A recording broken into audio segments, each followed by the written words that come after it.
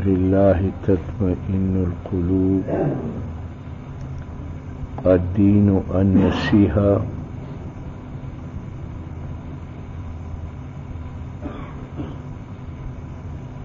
قرآن کریم کی ایک آیت ہے اور حضرت شاہ ولی اللہ رحمہ اللہ کا مقولہ ہے.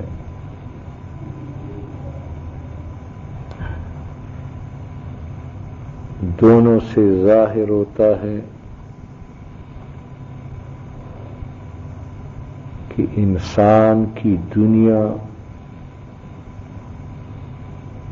سکون اور راحت والی زندگی دولت سے نہیں بنتی کہ کسی کے پاس دولت زیادہ ہو تو اس کی دنیا بنی، زندگی بنی. نہ سلطنت سے اور اقتدار سے دنیا اور زندگی بنتی ہے، نہ زیادہ کانوں سے انسان کی دنیا اور زندگی بنتی ہے. اگر دولت سے دنیا بنتی، زندگی بنتی تو قارون کی بنتی. اس کے پاس بہت بڑی دولت تھی،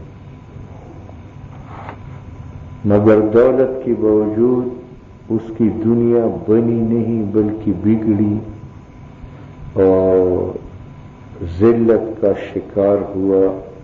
وَخَسَفْنَا بِهِ وَبِدَارِهِ الْأَرْضِ کہ ہم نے فرعون یہ قارون کو سمیت دولت کے زمین میں دنسا دیا. اور ایک حدیث میں ہے کہ اللہ پاک قیامت کے روز ایک رئیس آدمی کو بلا کر فرمائے گا کہ میں نے تمہیں اتنا مال دیا تھا، اتنی دولت دی تھی، تم نے کون سا شکر بجا لایا؟ وہ کہے گا ثمرتہ ثم ثمرتہ، یا اللہ میں نے اس مال کو کمایا اور جوڑا، تہ بتہ رکھا، خزانے بھر دی. تو اللہ پھر پوچھے گا کہ میرے لیے اس مال میں کیا کیا؟ وہ پھر کہے گا ثمرتہ ثم ثمرتہ، میں نے اور مال کمایا اور اس کو جوڑا اور محفوظ کیا.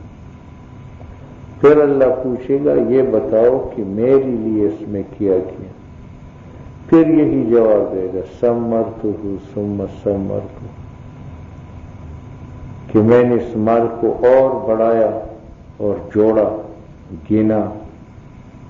اس کا مقصد یہ تھا کہ جب میں دنیاوی عدالت میں پکڑا جاتا تھا تو میں مال سے کام لیتا تھا، حاکم کو رشوت دیتا تھا تو نجات ہوتی تھی. تو شاید یہاں بھی مال کی کثرت کا ذکر کروں تو یہاں بھی مال کی وجہ سے نجات ملے گی. اللہ پاک ارشاد فرمائے گا فرشتوں سے کہ اس کا وہ سارا مال اٹھا کر اس کے پاس جمع کرو. پھر اس مال کو، سونے چاندی کو دوزخ میں ڈال کر جب لال سرخ ہو جائے گا تو الٹی منہ اس کو اس میں ڈال دیا جائے. ایک غوطہ کھانے کے بعد اللہ پوچھے گا کہ آپ کو اتنی نعمتی دنیا میں دے رکھی تھی، بتاؤ تم نے کس نعمت کا شکریہ ادا کیا؟ تو ایک غوطے سے وہ اتنا بدحواس ہوگا کہ قسم اٹھا کر کہے گا کہ نعمت کے استعمال تو دور کی بات ہے، میں نے خوشی کا نام تک نہیں سنا کہ خوشی کیا چیز. اتنی دولت کے باوجود وہ ذلیل اور خوار ہوگا اور ہمیشہ عذاب میں مبتلا ہوگا. آج ہم سب سے بڑی قوت اور طاقت مال اور دولت کو دیکھتے ہیں، حالانکہ مال اپنی ذات کے اعتبار سے قابل تعریف چیز نہیں ہے. کوئی بھوک آدمی تو اپنا سونا کھا لے، اس کی بھوک دور ہو سکتی. کوئی پیاس آدمی اپنے سونے چاندی کو چھاک لے، پیاس بجھ سکتی. یا گرمی سردی میں کپڑے جو ہے وہ بنا کر سونے چاندی سے پہن لے، گرمی میں جلے گا، سردی میں ٹھنڈ سے جو ہے وہ مرے. یہ تو کسی چیز کا نہیں ہے.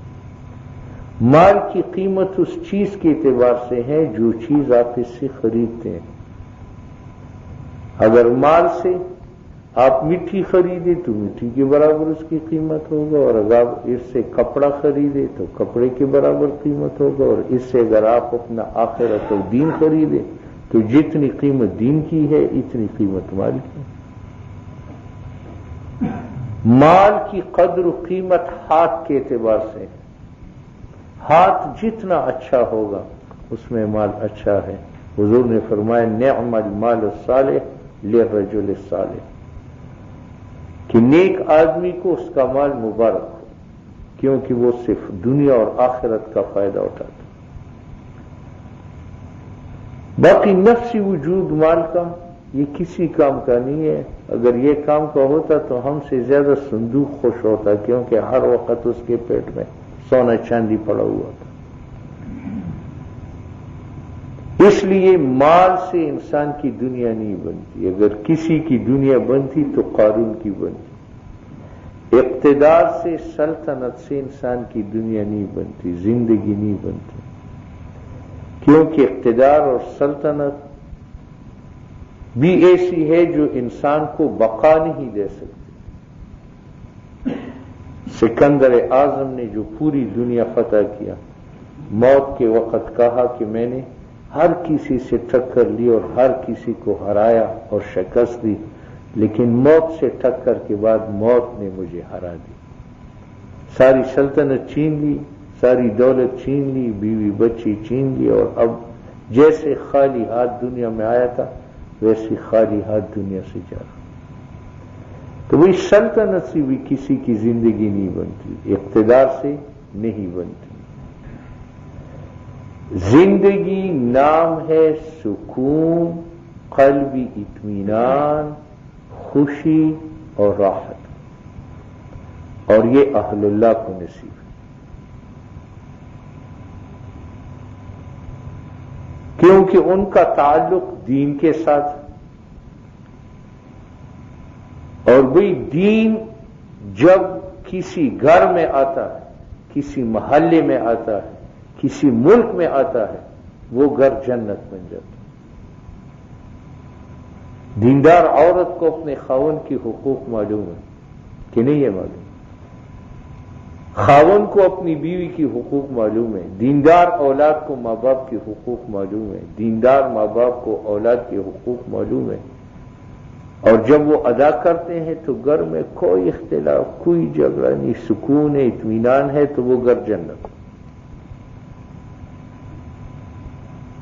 جب کسی شہر میں دین آتا ہے تو وہی وہاں سکون ہوتا ہے، کوئی چور نہیں ہوتا، کوئی ڈاکو نہیں ہوتا، کوئی قاتل نہیں ہوتا، کوئی عزت لوٹنے والا نہیں ہوتا، اور وہ یہی جنت.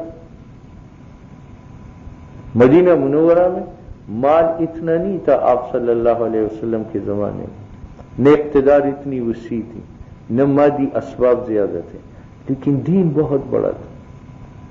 مکانات گھاس پھوس کی بنی ہوئی تھی، دروازے کھڑکیوں میں تالا لگانے کی جگہ نہیں تھی. گھاس کے دروازے میں کنڈی کہاں سے لگائے اور تالا کہاں سے لگائے؟ مگر پوری مدینہ میں کبھی چوری کا واقعہ، قتل کا واقعہ، ڈاکے کا واقعہ پیش نہیں آیا. ان کی زندگی دین سے بنی. اس لیے قرآن کریم نے بیان فرما دیا کہ نہ دولت سے تمہیں سکون اور نہ اقتدار اور سلطنت سے تمہیں اطمینان. اگر اطمینان دل میں چاہتے ہو، گھر میں چاہتے ہو، محلے میں چاہتے ہو، تو دین پیدا ہو، دین کی پابندی کرو. جب دنیاوی پریشانیاں ختم ہوگی تو یہ دنیا ہی تمہارے لیے جنت بن جائے گی. یہاں سکون ہوگا، یہاں اطمینان. اب بھی ہمارے دل، گھر، شہر اور ملک یہ ایک برتن ہے، اس میں یا دین آئے گا یا دنیا آئے گی.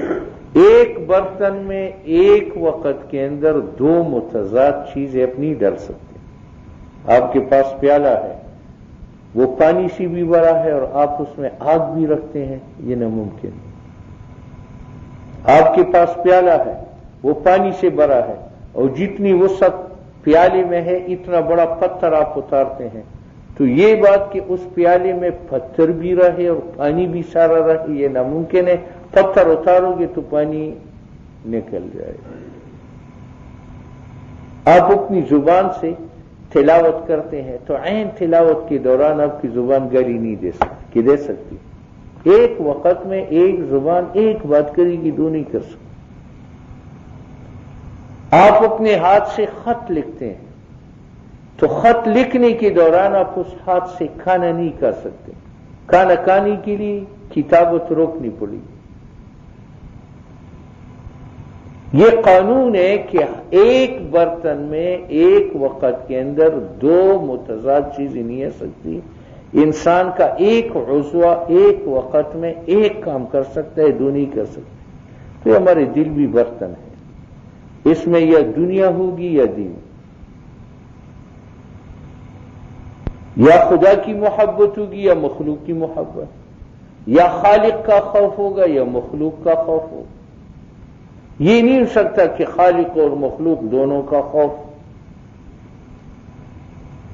حضرت عمر رضی اللہ تعالیٰ عنہ کے ہاتھ پر ایک نو مسلم آدمی نے بیعت کی، اسلام قبول کر لیا، تو کہنے لگا کہ مجھے فلان کا ڈر ہے، فلان کا ڈر ہے، فلان کا ڈر ہے۔ حضرت عمر بہت روئے کہ اس بیچارے نے کلمہ بھی پڑھا اور ابھی ایمان اس کے دل میں نہیں اترا، اگر ایمان اترتا اور خدا کا خوف ہوتا تو فلان فلان کا خوف نہ ہوتا۔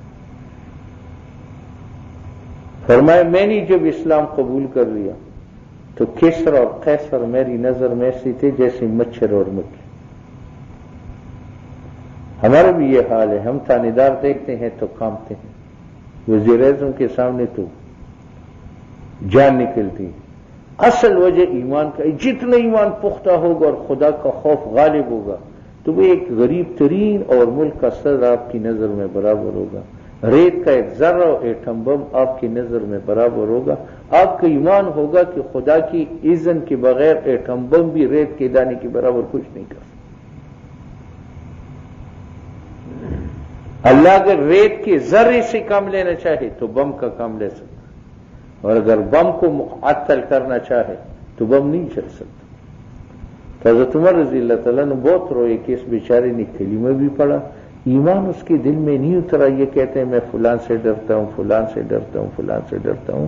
حالانکہ ایمان کی خاصیت ہے کہ جب خدا کی محبت آئے غیر خدا کی محبت نکلتی۔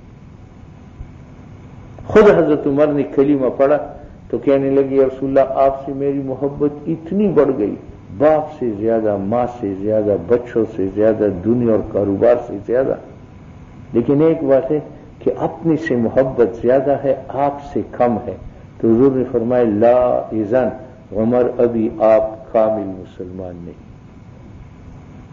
اور چند قدم چل کر جب چلے تو پھر سامنے آئے کہ حضرت اب آپ سے محبت اتنی بڑھ گئی کہ اپنی جان سے بھی زیادہ محبت ہے۔ فرمایا اذن یا ابن خطاب، اے خطاب کے بیٹے مبارک ہو، اللہ نے ایمان دل میں اتار دی۔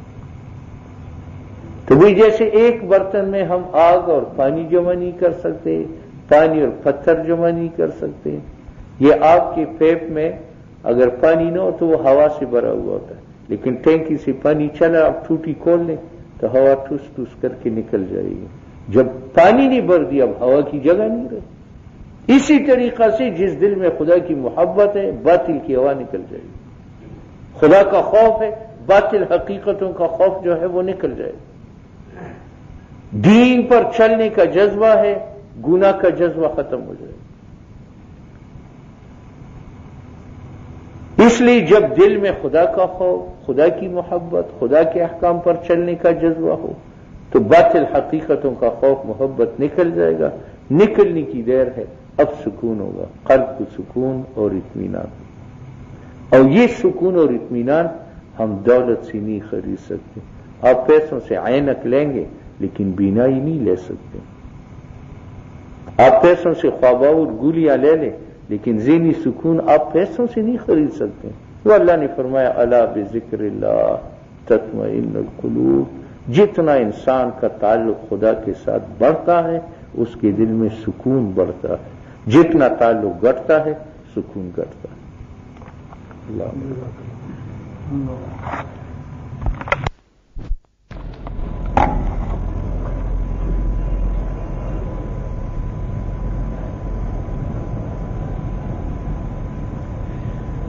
نحمده ونصلي على رسوله الكريم،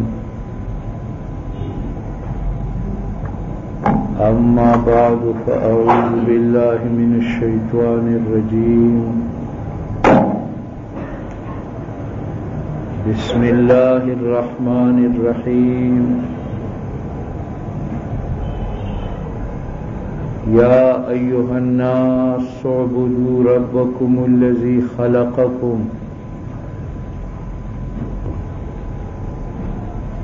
والذين من قبلكم لعلكم تتقون، الذي جعل لكم الأرض فراشا والسماء بناء وأنزل من السماء ماء فأخرج به من الثمرات رزقا لكم فلا تجعلوا لله اندادا وانتم تعلمون۔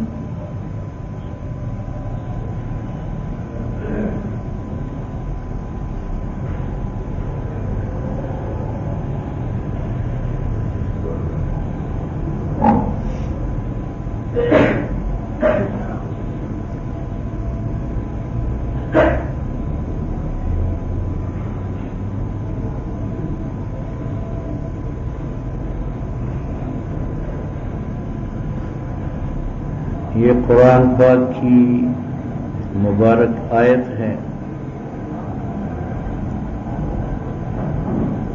اس میں اللہ پاک نے اپنی عبادت کا مطالبہ فرمایا، یا ایھا الناس اعبدوا ربکم، اور اس عبادت کے دو طریقے بتائے ہیں، ایک معرفت اور ایک طلب، کہ اے لوگو خدا کی عبادت کرو، لیکن عبادت تم سے اس وقت ہوگی جب تم کو میری معرفت حاصل ہو، اور معرفت تب حاصل ہوگی کہ تم مجھے طلب تو کرو، تلاش تو کرو، ڈھونڈ لو۔ طلب سے معرفت حاصل ہوگی، اور معرفت سے تم خدا کی عبادت کرنے لگو۔ اگر طلب نہیں تو معرفت نہیں، معرفت نہیں تو عبادت کامل تم سے ہو نہیں سکی۔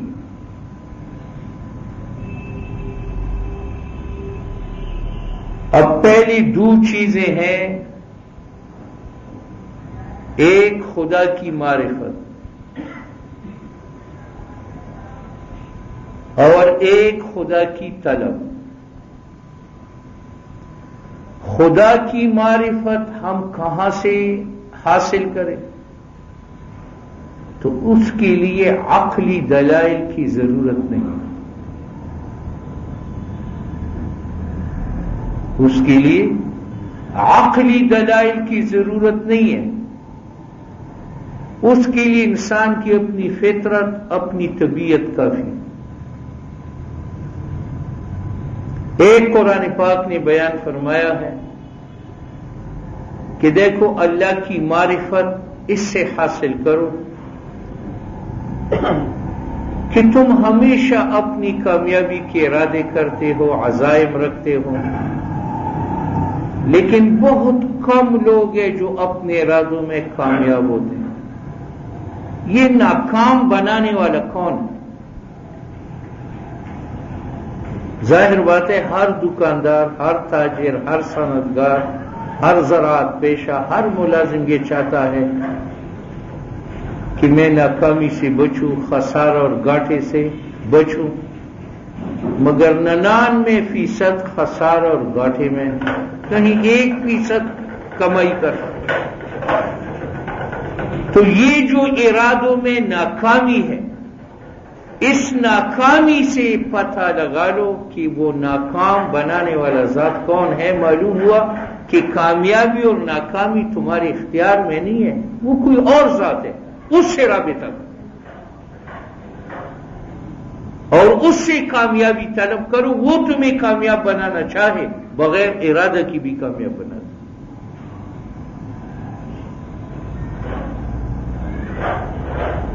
اب دیکھو، کون چاہتا ہے کہ میری اولاد نہ ہو؟ ہر آدمی کی چاہت ہوتی ہے کہ اولاد ہو، نیک ہو، فرمان بردار ہو. مگر کئی لوگ 4 شادیوں کے باوجود اولاد سے محروم رہتے ہیں. وہ رکاوٹ کون؟ کس نے اولاد پیدا کرنے میں ہمیں ناکام بنایا؟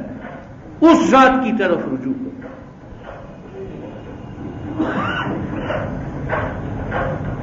ہم گاٹھا نہیں چاہتے، لیکن گاٹھا اٹھانا پڑتا.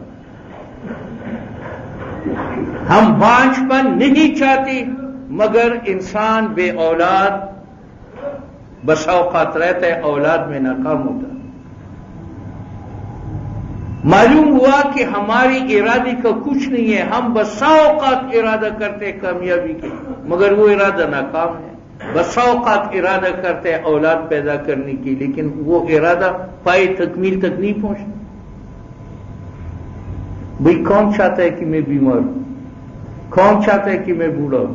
کون چاہتا ہے کہ میں مروں؟ لیکن یہ تمام مراحل سے گزرنا پڑتا ہے. بیماری آ ہی جاتی ہے خلاف ارادہ، بڑھاپا آ ہی جاتا ہے، موت آ ہی جاتی ہے.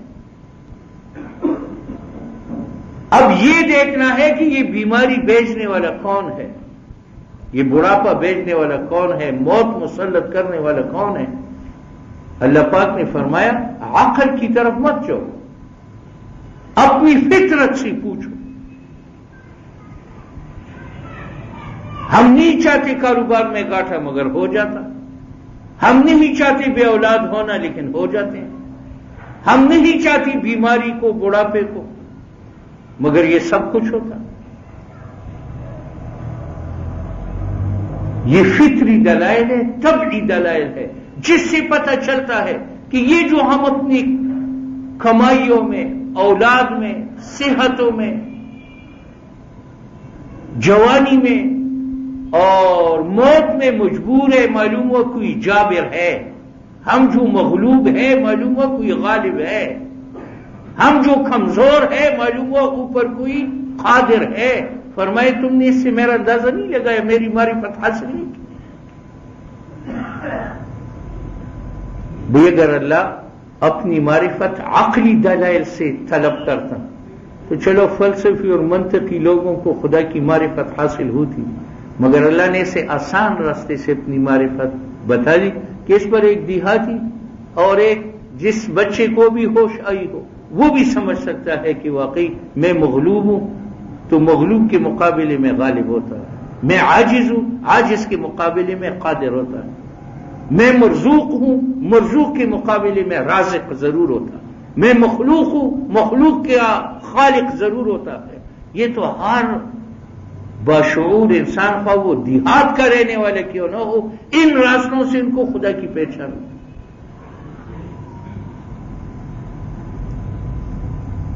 یہ تو اپنے اندر دلائل.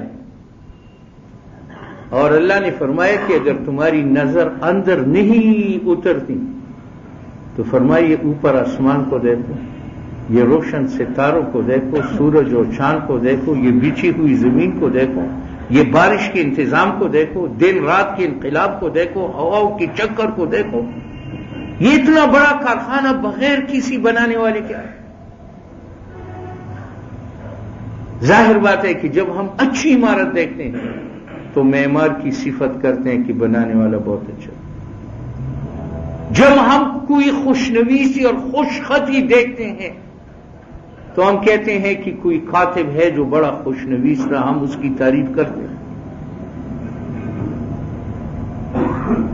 جب کسی کا شعر سنتے ہیں تو شعر سے پتہ چلتا ہے کہ اس کا شاعر بڑا باکمال آدمی تھا، بڑا علم والا تھا.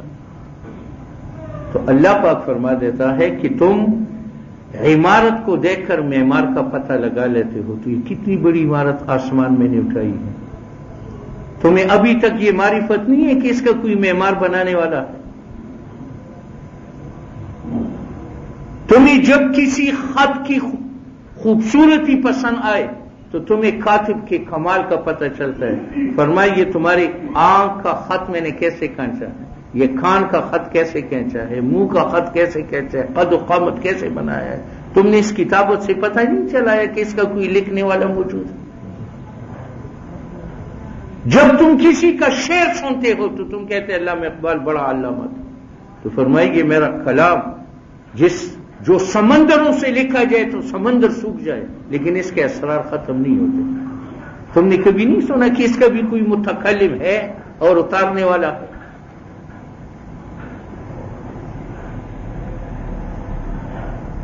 یہ اللہ پاک نے اپنی معرفت دو قسم کی دلائل سے ہمیں بتا دی. ایک وجدانی اور طبعی اور فطری امور. اپنے اندر دیکھو کہ ہم مرزوق رازق کون ہیں، ہم مغلوب غالب کون ہیں، ہم عاجز قادر کون ہیں، ہم مخلوق خالق کون ہیں، اس سے میرا پتہ لگا. اور ایک مشاہدات سے کہ آسمان کو دیکھو، روشن سورج اور ستارے کو دیکھو، زمین اور آسمان کو دیکھو، اس سے تمہیں پتہ چلتا. فطری دلائل کے بارے میں حضرت علی نے فرمایا کہ عرفت ربی بفسخ العزائم، کہ میں نے پروردگار کو پہچانا ہے اپنے ارادوں میں اپنے آپ کو ناکام دیکھنے سے. فرمایا ایک کام کے اسباب ہے میرے پاس، ذرائع ہے، وقت ہے، قوت طاقت ہے، کوئی رکاوٹ نہیں ہے، اس کے باوجود اس کام میں ناکام ہوتا ہوں. معلوم ہوا کہ میری لگام کسی کے ہاتھ میں ہے اور وہ اللہ. عرفت ربی بفسخ العزائم، میں نے پروردگار کو پہچانا صرف اس لیے کہ باوجود اسباب ذرائع کہ میں اپنے آپ کو ناکام دیکھتا ہوں. اور یہ آفاقی دلائل کے بارے میں حضرت علی کا قول ہے کہ البیرۃ تدل علی البعیر وآثار الاقدام علی المسیر فالسماوات العلا والارض السبعین کیف لا تدل علی السمیع الخبیر. فرمایا اگر آپ کو جنگل میں گوبر نظر آئے تو آپ کو یقین ہوتا ہے کہ یہاں سے جانور گزرا.